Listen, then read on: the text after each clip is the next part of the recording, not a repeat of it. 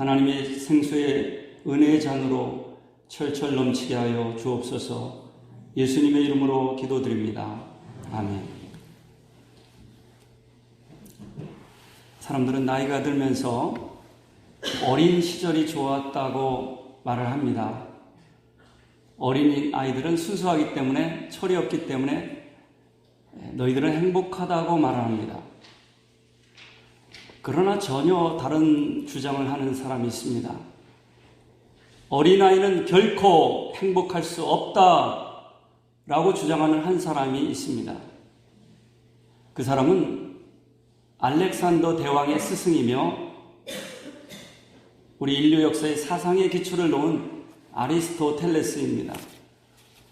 아리스토텔레스는 그의 아들에게 쓴 니코마코스 윤리학에서 이렇게 말합니다. 어린아이는 결코 행복할 수 없다.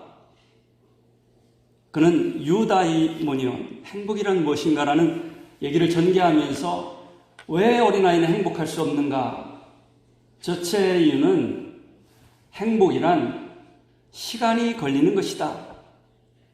또 더 구체적으로는 행복이란 좋은 습관에서 나오는 것이다. 따라서 그냥 하루가 좋고 행복한 것으로 만족하는 그 어린아이는 참된 인생의 행복을 말할 수 없는 것입니다. 행복은 많은 시간을 걸리면서 좋은 습관으로 이겨낸, 그래서 습관을 제2의 천성이라고 말하는 것입니다. 여러 가지 습관이 있죠. 아침에 작은 습관들이 중요합니다. 이부자리를 갠다든지, 자기 몸을 돌본다든지, 먹는 것, 자는 것, 여러 가지 습관이 인생의 행복을 결정합니다. 작은 것부터 중요합니다. 신앙생활도 습관이지요. 말씀을 읽고 묵상하고 기도하는 습관 들이면 아주 쉽습니다. 더 나아가서는 고난을 만날 때, 역경과 위기를 만날 때 뒤로 물러서는 습관을 가진 사람은 결코 행복할 수가 없습니다. 그 고난을 통과해보는 습관, 성공해보는 습관을 가진 사람이 행복한 것입니다. 고난과 역경을 만날 때 피하는 것도 지혜로울 때가 있겠지만 그 고난을 기회로 삼고 위기, 거꾸로 하면 풀었으면 위험한 기회입니다. 위기를 기회로 삼는 사람, 그런 습관을 가진 사람이 복된 것입니다. 아리스토텔레스에 따르면 어린아이를 행복하다 하지 않고 행복의 기회는 어른들에게 있는 것입니다. 좋은 습관을 만들어가는 것입니다. 특별히 우리가 사람 관계와 가정과 교회를 섬길 때 불화, 갈등을 어떻게 풀어가는 습관을 들이느냐 하는 것이 중요합니다.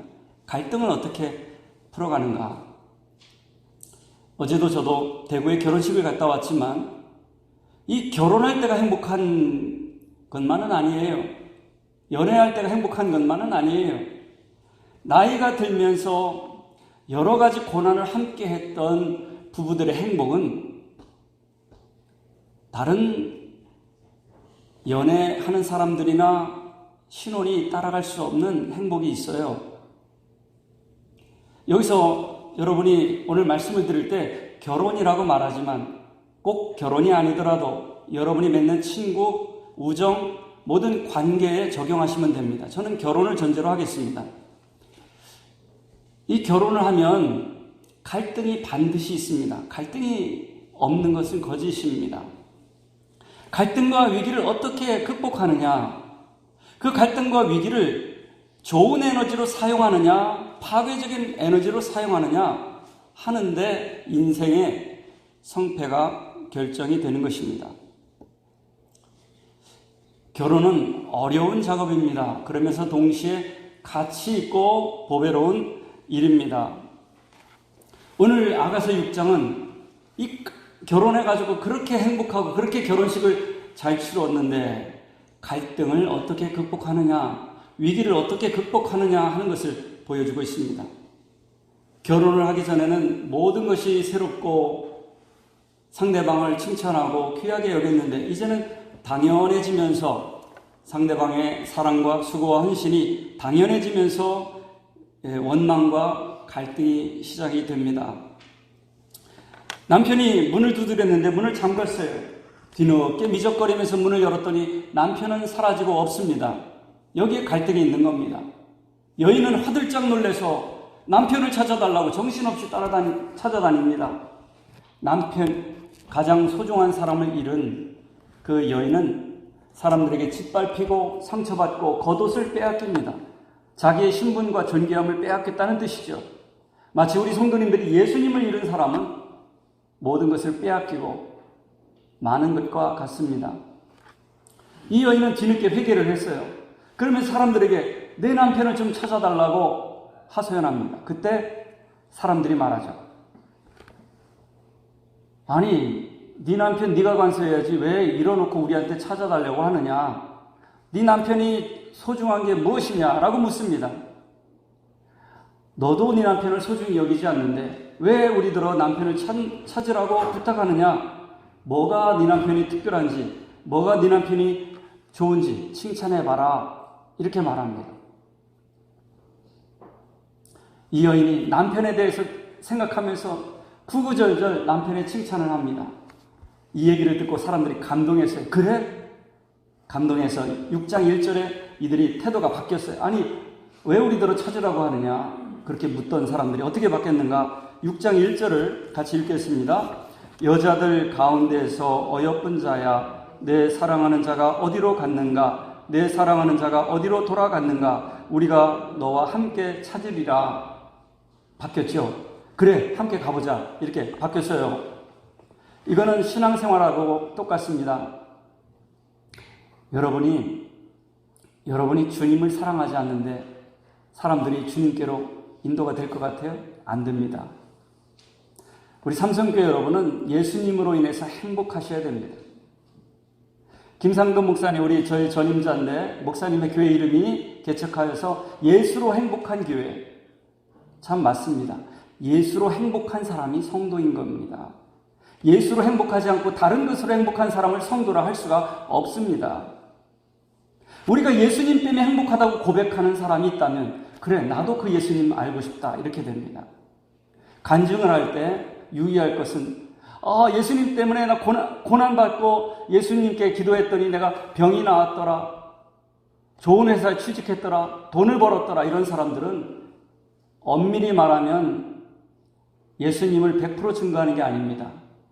사람들 그 얘기 듣고 그래, 나도 병 나아보자, 나도 성공해보자, 나도 좋은 데 취직해보자 이런 마음이 들지, 나도 예수님 더 알아가보자 이런 마음이 안 든단 말이죠. 그런데 누가 진짜 예수님을 사랑하는 사람이냐면 고난에서 자기가 깨어지고 주님 앞에서 십자가 앞에 두 손 들고 나와서 예수님을 만난 사람, 그런 고난이 나도 예수님 만나고 싶다, 그런 간증을 마음이 드는 거예요. 간증을 듣고 무슨 마음이 드냐 이거예요. 나도 성공해야지, 나도 병 나아야지. 그건 완전히 예수님으로 충만한 마음이 아니에요. 진짜 실력 있는 성도는, 진짜 실력 있는 교회는 예수님을 알고 싶고 예수님을 닮아가고 싶고 예수님으로 인해서 행복하고 기쁠 수 있는 사람이 진짜 교회요, 진짜 성도인 것입니다. 저는 삼성교회와 저와 성도님들이 예수님을 더 알아가고 예수님으로 인해서 기뻐할 수 있고 예수님으로 인해서 고난을 이길 수 있는 그런 교회와 성도님이 되기를 원하는 것입니다. 한 사람이라도 그런 사람이 나온다면 저는 주님 앞에서 부끄럽지 않습니다. 예수 빠진 인생, 예수님이 빠진 교회, 겉은 화려하지만 교회라 할 수가 없는 겁니다. 지금 이 여인이 남편 칭찬을 억수로 하니까 사람들이 그래, 함께 가자 그러지 않습니까? 우리가 예수님을 사랑한다면 사람들이 말할 것입니다. 나도 함께 가자 말할 것입니다. 그게 영향력 있는 삶입니다. 우리가 구태여 말하자면 전도라고 할 수가 있죠. 여러분이 예수님을 사랑하면 그게 전도가 되는 겁니다. 여러분이 예수님을 기뻐하면 그게 전도가 되는 겁니다. 그게 사역입니다. 기뻐하는 사역, 감사하는 사역, 찬양하는 사역, 그게 전도입니다. 그 마음은 사람들이 알아요. 아, 저 사람 정말 예수님을 사랑하는구나. 예수님께 순종하는구나. 그러면 사람들이 교회로 오는 게 아니라 예수님께로 갑니다. 교회만 오는 게 아니라 예수님을 만납니다. 이 여인이 남편 칭찬을 막 하니까, 남편은 어떤 능력이 있고 어떤 훌륭한 분이고 얘기를 하니까 사람들이 어떻게 해요? 그래, 우리도 함께 가자. 그러니까 여러분, 주님을 깊이 알고 주님을 칭찬할 수 있어야 돼요. 주님이 어떤 분인지, 왜 좋은지, 나에게 어떤 분인지 간증할 수 있어야 되는 겁니다. 모든 갈등은 오해에서 나옵니다. 오해. 문을 뒤늦게 열었더니 남편이 사라졌어요. 남편이 어디로 갔냐고 여인들이 이제 묻습니다. 네 남편 어디로 갔냐? 어디 가면 찾느냐? 여러분, 아내가 남편이 어디 있는지 알아야 됩니다. 남편의 마음을 알아야 되고 남편의 심정을 알아야 됩니다. 다시 말씀드리지만 결혼에만 해당하지 말고 주님과의 관계, 사랑하는 사람과의, 친구와의 관계 속에 이걸 적용해 보세요. 상대의 마음을 알아야 됩니다. 뭐가 마음이 상했는지, 또 어떻게 회복하는지 그걸 분명히 아셔야 하는 겁니다. 그 누가 알겠습니까? 처음 본 사람이 알겠습니까? 가장 잘 아는 사람이 아는 거죠. 어디 가면 찾냐? 그랬더니 옛날에 만났던 그 장소로 갑니다. 6장 2절을 같이 한번 읽겠습니다. 내 사랑하는 자가 자기 동산으로 내려가 향기로운 꽃밭에 이르러서 동산 가운데에서 양떼를 먹이며 백합화를 꺾는구나. 그렇습니다. 어디 안 갑니다. 있던 자리를 가면 됩니다. 처음 만난 자리로 가면 됩니다. 우리가 예수님을 잃어버리고 하나님의 은혜를 잃어버렸을 때 어디로 가면 됩니까? 말씀과 기도의 자리로 가면 됩니다. 그러면 주님은 말씀 속에서 우리를 기다리고 계십니다. 딴 데 가지 않습니다. 동산에서 만납니다. 동산에서. 처음 만났던 그 마음으로 돌아갈 때 회복이 되는 겁니다. 회복이. 이 여인이 회개하고 사람들을 데리고 남편을 찾으러 갔을 때 딴 데가 아니라 늘 만났던 데, 데이트했던 데서 만났습니다. 우리가 시험 들고 어려울 때 어디로 갑니까? 세상으로 갑니까? 안 됩니다. 시험 들수록 말씀으로 가야 됩니다. 기도의 자리로 가야 됩니다. 그런데 사람들은 시험 들면 그 위기를 기회로 삼지 못하고 세상으로 가버립니다. 위험한 것입니다. 동산으로 가야 됩니다. 원래 만났던, 주님을 만났던 그 자리로 가야 됩니다. 그건 말씀의 자리입니다. 겸손의 자리입니다. 그 자리로 갈 때, 기본으로 돌아갈 때, 본질로 돌아갈 때 우리 인생의 새 출발을 할 수가 있습니다.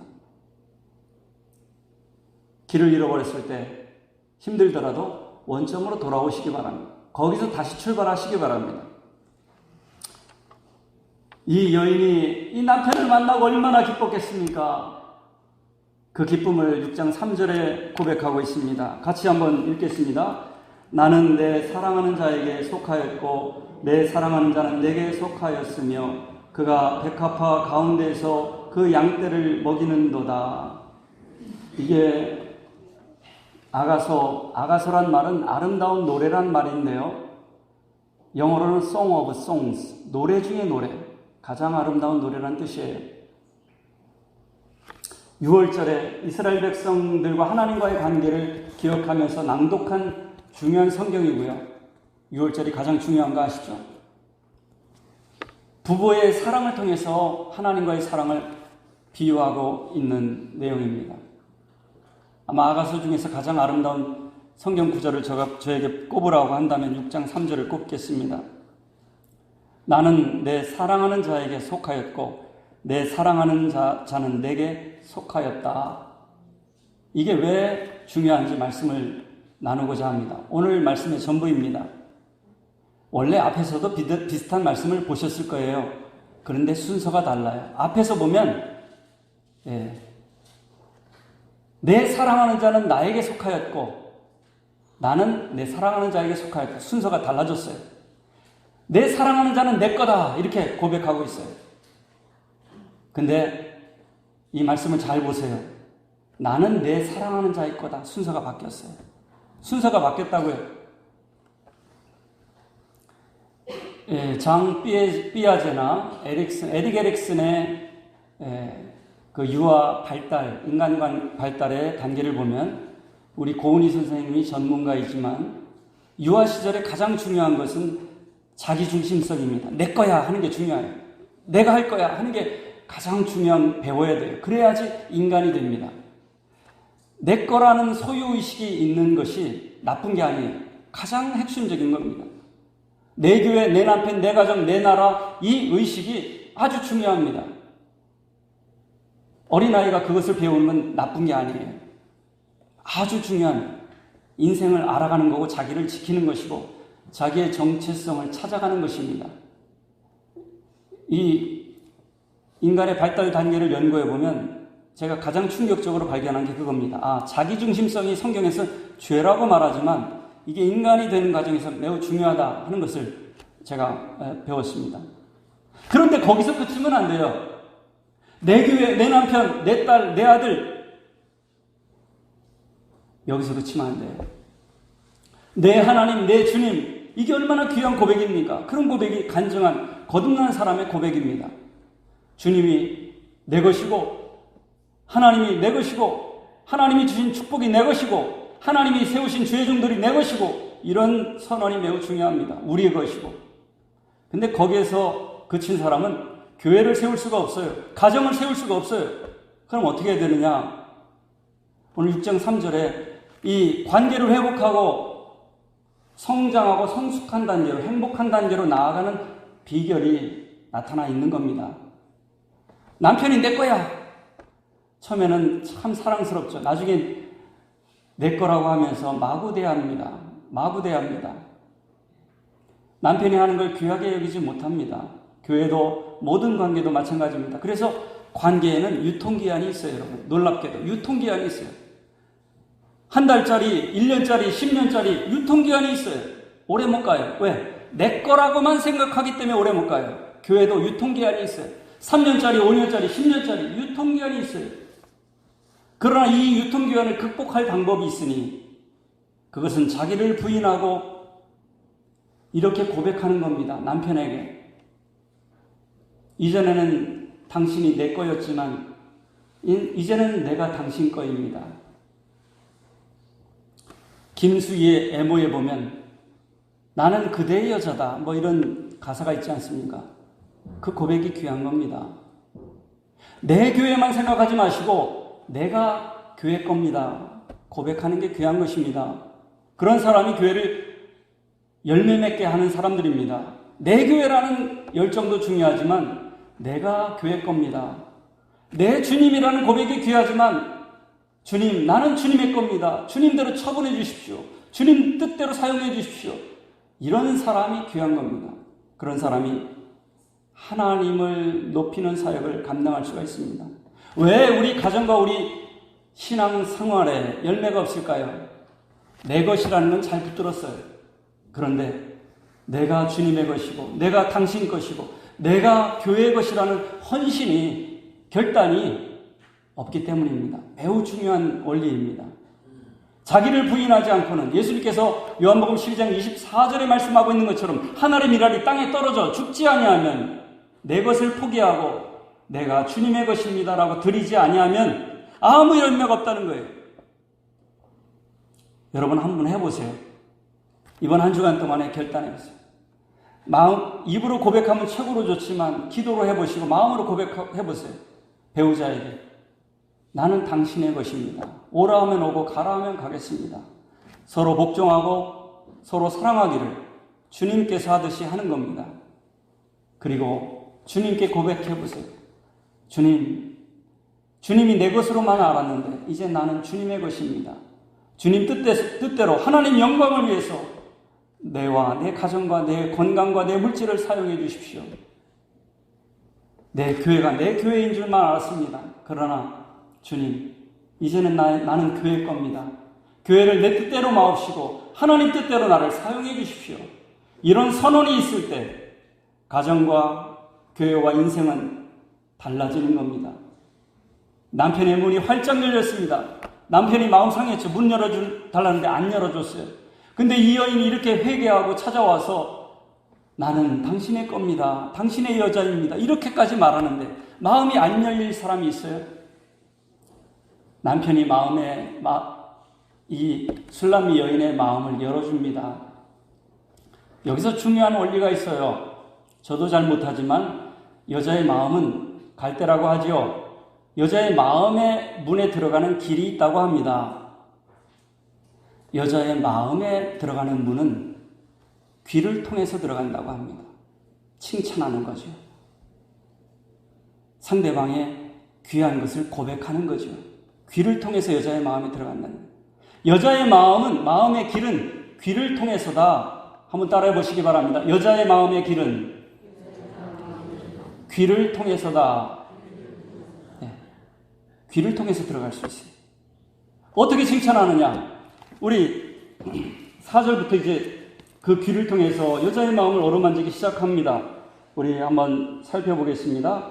먼저 4절을 같이 읽겠습니다. 시작. 내 사랑아, 너는 디르사같이 어여쁘고 예루살렘같이 곱고 깃발을 세운 군대같이 당당하구나. 이 낭자가 하는 얘기인데요. 뭔 얘기인지 잘 못 알아들으시겠죠? 디르사는 북이스라엘의 수도, 사마리아 수도가 있기 전의 수도예요. 예루살렘은 남유다의 수도예요. 스케일이 얼마나 큰지 당신은 장미꽃같이 아름답습니다. 정도가 아니라 당신은 서울같이, 뉴욕같이 아름답습니다. 이렇게 말하는 거예요.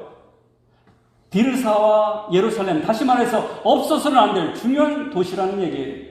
당신은 아름답고 당신은 중요하다는 말이에요. 디르사와 예루살렘 같구나. 당신은 중요합니다. 없어서는 안 됩니다. 그런 고백입니다. 그럼 5절과 7절에 어떤 고백을, 5절부터 7절을 같이 한번 읽겠습니다. 내 눈이 나를 놀라게 하니 돌이켜 나를 보지 말라. 내 머리털은 길라산 길석에 누운 염소떼 같고 내 이는 목욕하고 나온 암양떼 같으니 쌍태를 가졌으며 새끼 없는 것은 하나도 없구나. 너울 속에 내 뺨은 석류 한쪽 같구나. 이 석류가 그렇게 좋다고 하네요. 특별히 여자들에게 좋은데요. 뺨과 이와 이가 얼마나 가지런한지, 또 머리털이 얼마나 검고 건강한지, 그 매력에 눈이 부시다고 말하는 겁니다. 눈이 부시다고. 5절 처음에 나오죠. 내 눈이 나를 놀라게 하니 돌이켜 나를 보지 말라. 눈부시다 이 말이에요. 너무 눈부신 거예요. 너무 귀하게 보이는 거예요. 너무 아름답게 보이는 거예요. 나를 보지 말라. 그렇다고 안 보면 안 됩니다. 이 사랑의 사람의 마음은 말대로 하면 안 돼요. 나를 너무 아름다워서 나를 보지 마십시오. 그 얘기는 참 아름답다는 얘기지 보지 말라 이런 뜻이 아니죠. 예, 아름답다고 지금 입으로 입술로 고백을 합니다. 마음에 저항할 수가 없고 captivating, 나를 사로잡습니다. 이런 고백이죠.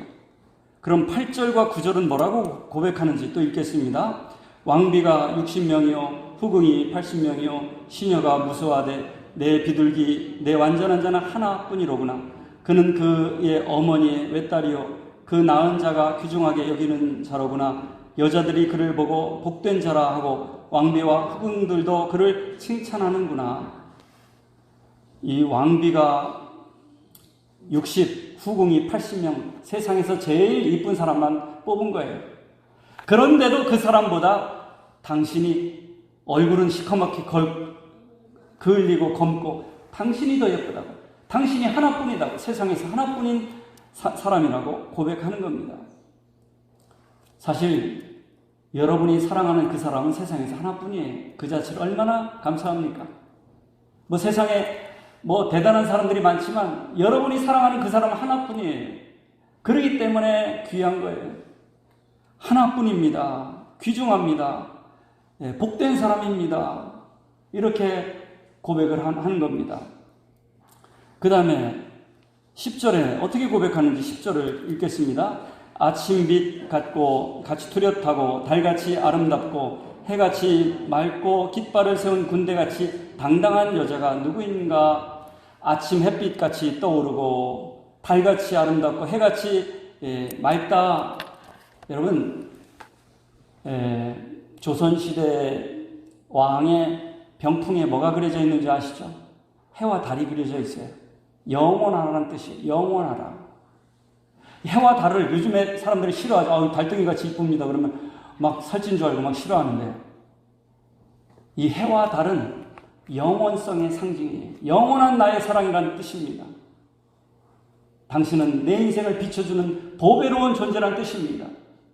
밤이면 힘들 때면 힘든 대로 비춰주고, 낮이면 성공할 때 성공한 대로 나에게 빛이 되어주고, 그런 존재라는 뜻이에요. 당신은 한마디로 awesome. 놀랍다는 말로 번역이 안 되는데, awesome가 하나님은 놀랍습니다. awesome. 당신은 대단하다. 그런 뜻이죠. 여자가 자기를 부인하고 나는 당신의 여자입니다, 이렇게 고백하니까 남자는 그 여자를 얼마나 칭찬하는지 칭찬으로 화답을 하는 겁니다.